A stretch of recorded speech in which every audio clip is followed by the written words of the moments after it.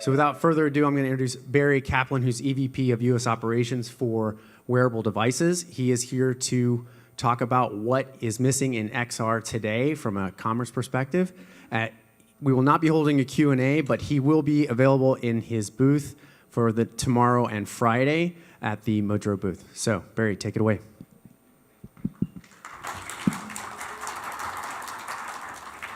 Thank you, everyone.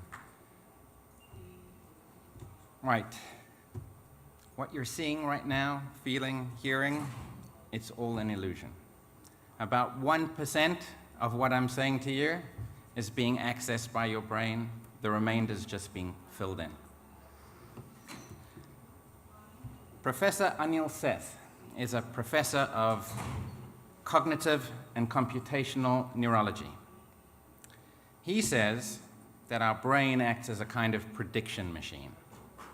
It tries its best guess at figuring out all the sensory information that's coming at it from the outside world. So the brain is really disconnected from these outside inputs, and I'm going to show you just how bad it is. 8 years ago, this dress broke the internet. People actually got divorced over it. Huge arguments amongst families. I'm not going to ask you what color you see, but about half people see it one way, and half the others see it the other way. But how can that be? The dress surely must be one color. We have something called chromatic adaptation. There's a part of our brain called V4 that when it accepts certain visual input information through 3 streams, combines them all together and creates color. If many of you spend your time indoors, you're probably seeing gold and white. If you spend a lot of your time outdoors, you're probably seeing black and blue. Let me help you a bit. That's with the 10% yellow illumination overlay. Now I'm going to go in reverse. That's with a 10% blue illumination overlay. So, what does the dress actually look like? Right after this controversy, the company that makes the dress, Roman Originals, tweeted out this picture. The dress is clearly, I would hope, to everyone here, blue and black. So how is it that half of us saw it as white and gold? In 2018, 500,000 respondents replied as to what they heard when they heard this sound. Laurel.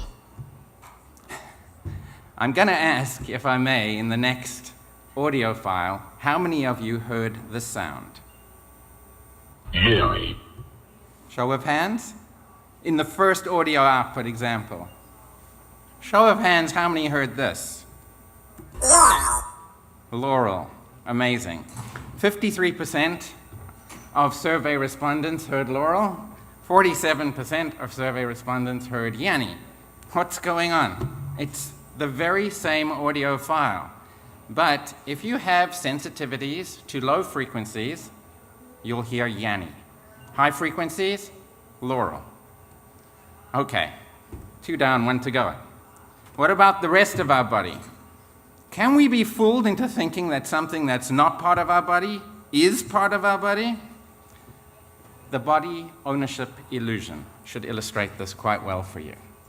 In this experiment, we have the subject with his real hand being caressed by a brush, while simultaneously a fake hand in the middle, which he sees, is also being brushed. Now, he doesn't see the real hand being brushed, only the fake hand. And yet, when his brain perceives that the fake hand is in danger, he instantly pulls it back. So, dresses of different colors, sounds that don't quite match up, body parts that we think are ours that aren't. Okay, I think I've well established that we are all living in a kind of simulated reality. What we see here is called the homunculus. a rather strange-looking character. What it represents is the amount of brain activity required for each appendage. Look at the size of those hands. Enormous. 40% of all your brain activity is dedicated to the hands. 40%. So if we can know what our hands are doing at any particular point in time, we can know what our brain is thinking.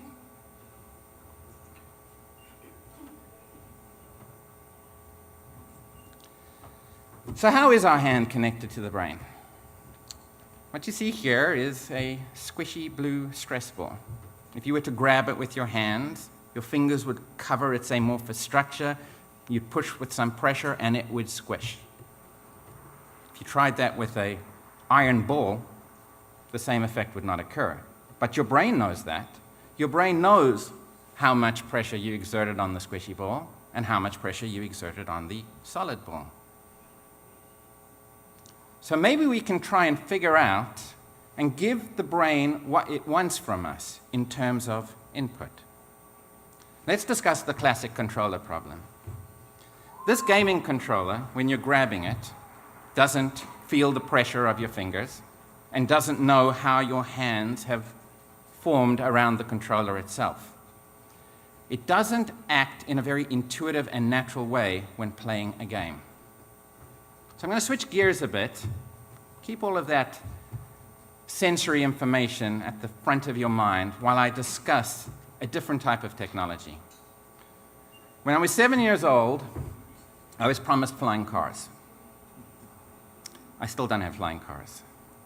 But that stuck with me, that whole concept of flying cars. Why don't we have flying cars? Well, let's look at an earlier technology. Let's look at cars themselves. Here's a street scene of Manhattan's Fifth Avenue, 1900. Look carefully. Every single vehicle, horse and carriage, except one. One automobile, one gas-powered car. 13 years later, every vehicle gas-powered, except one horse and carriage. 13 years, and an entire technology was completely overthrown. From horse and buggy to automobile. So what happened? I mean, the Industrial Revolution had happened before that. Why these 13 years? What happened that was so spectacular that all of a sudden we got this new technology? Well, people realized these cars, they go fast. They don't have to be fed.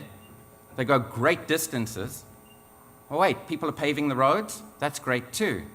Now it's more comfortable. Gas stations? Amazing.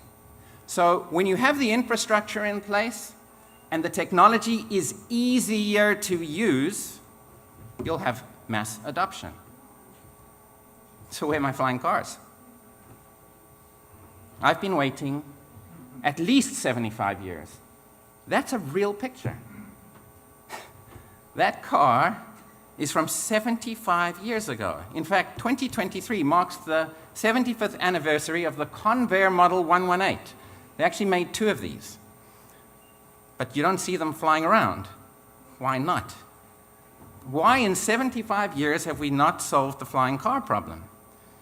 Well, let me tell you. I've had a lot of time to think about it. Cars first need to be able to drive on the ground. Then they need to enter some kind of flight mode, fly in the air, then navigate successfully in the air and try not to crash into anything else. Also, try not to have a mechanical failure so they don't fall right out of the sky. Then readjust for landing, adapt back to ground control. Hold on, there are a couple of more things. Air traffic control, maintenance hubs, the list goes on. Until we have the regulatory environment for flying cars, you're not going to see any flying cars. Drone taxis, maybe. But I'm not holding my breath for flying cars. When they're safe and easy to operate within a supported framework, technology changes. So let's go back. Why hasn't XR adoption exploded? I mean, I'm old enough to have seen the very earliest of VR. And how long has VR been around? At least 2,000 years.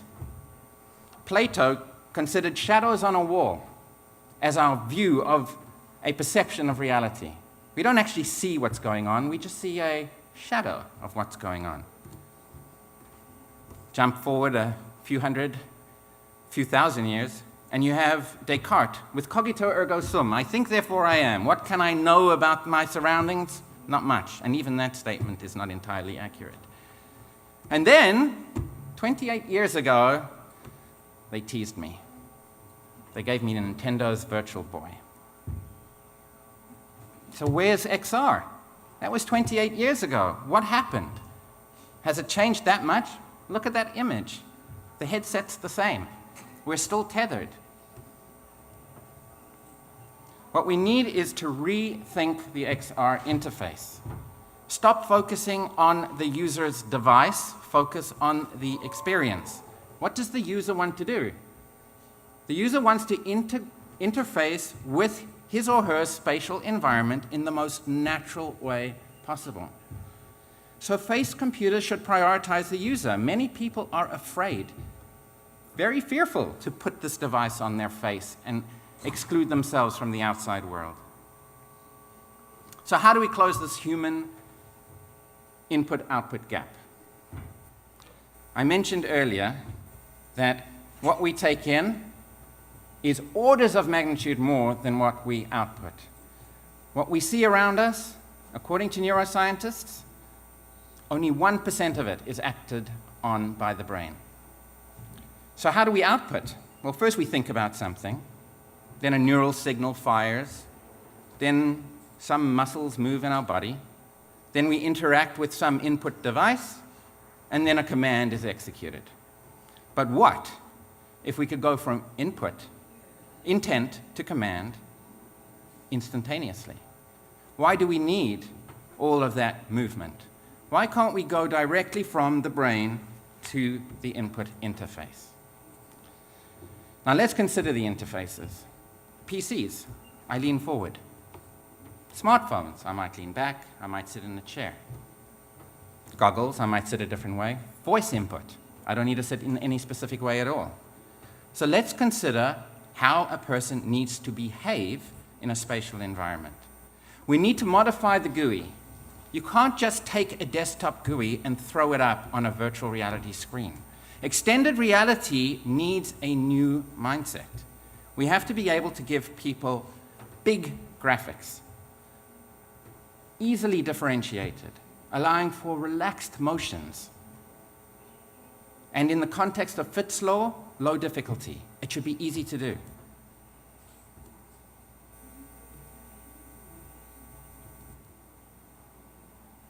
Simple point, click, drag, and drop in an XR environment. That is what we need. So let's look at the current approach to HCI. We have two versions in the existing model. We either have a pointing device or a character-based device. Pointing devices give us position, motion, pressure. Our character devices give us text. But these are devices. What does the user want to do? We are proposing an entirely new framework. Don't worry if you can't see it all at once. There's a lot of text on the screen. We are putting out a white paper in the next week, which covers all of this in immense detail. We are proposing a new framework that looks at the user interaction, looks at the input method, and looks at the appropriate device. Not every device is appropriate for every interaction. Sometimes the device needs to change in order to manifest the best interaction.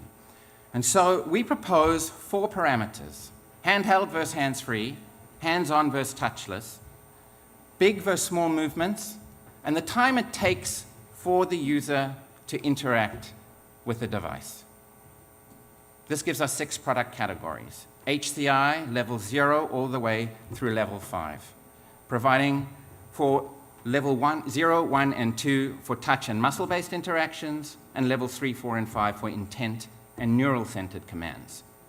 We don't have to have one or the other. We can have one and the other. So what is the MVP? the minimum viable product for XR. Why isn't it here? We are all at this conference today wondering, and I've been wondering longer than most. It needs to be wearable, it needs to be touchless, it needs to be hands-free. It needs to feel as natural as the way we currently interact with virtual reality. As I explained at the beginning of this talk, you all are. Only 1%, remember, of what you are taking in through your senses is being interpreted by your brain. Even what you're seeing is not what you're seeing. You're only focusing on a tiny, tiny amount. If you put your arm, your finger at hand's length, that thumb is all that your eye is actually keeping in focus. So if our senses are producing all of this valuable information, then let's make our interactions wearable, touchless, and hands-free.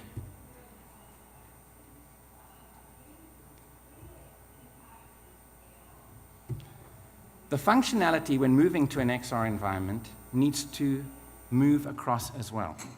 Spatial commands like point, click, drag, and drop have to feel natural and intuitive. So why are we here? Because Wearable Devices has designed the world's first band for the XR environment. This band utilizes a set of electrodes to read your neural inputs, to allow you to touch nothing and control everything. We've developed a technology called surface nerve conductance. When your brain initiates an intent, it fires off neurons. Those signals travel through a nerve bundle packet along your arm, through the median, ulnar, and radial nerves. Our device, with its 6 sensors, 3 for each wrist, picks up the biopotential, the ionic skin discharge as it hits the wrist. We pick up that signal, process it through deep learning AI in real time, and figure out what gesture you just initiated.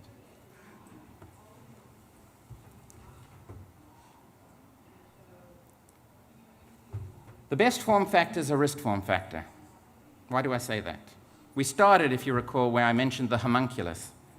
40% of neural activity is dedicated to the hands. Short of inserting something in your brain, and there are people working on that, the best way is non-invasive. So where do you get the best non-invasive data from? Well, you could put something on your head, well, we discussed that too. You carry these around with you all day. If we put something attached to your arm all day, then we can monitor that activity all day.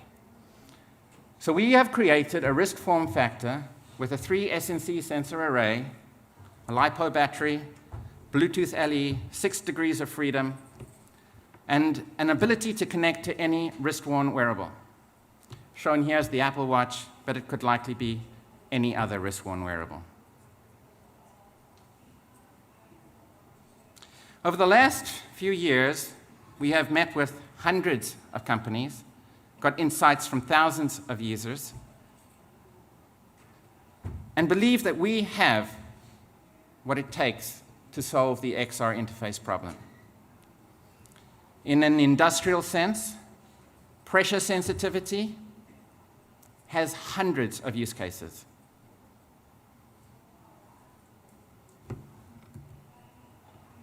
In a commercial sense, the ability to interact with our world in an easy, intuitive sense where drag and drop in the spatial domain takes over is now being addressed, finally, by the Mudra device. Tom, who's here in the audience, is shown here on the screen, interacting with his augmented reality glasses. He is interacting in the most natural way possible. This is how we interact with our world. I am holding onto the lectern. When I will ask you, where are your hands? You all know where they are. You don't know the same about all of your other body parts. So if we can analyze where the hands are and what the hands are doing, we can go a long way to making the XR experience feel more real. So where did my last half hour go? I think it was more like 20 minutes.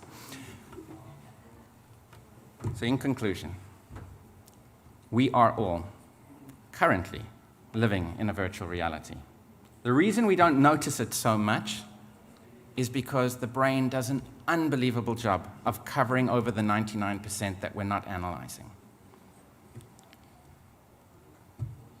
We have a problem. Human-computer interaction needs to change.